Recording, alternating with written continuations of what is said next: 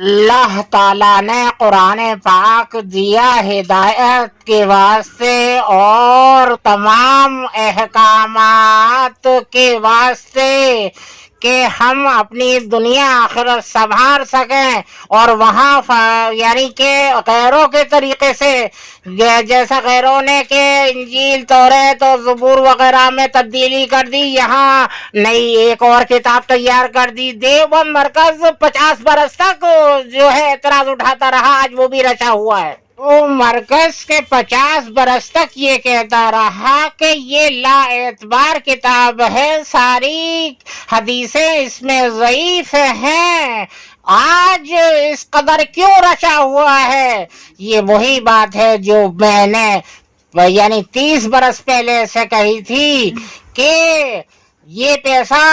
یہودیوں سے آ رہا ہے اس کام کے واسطے،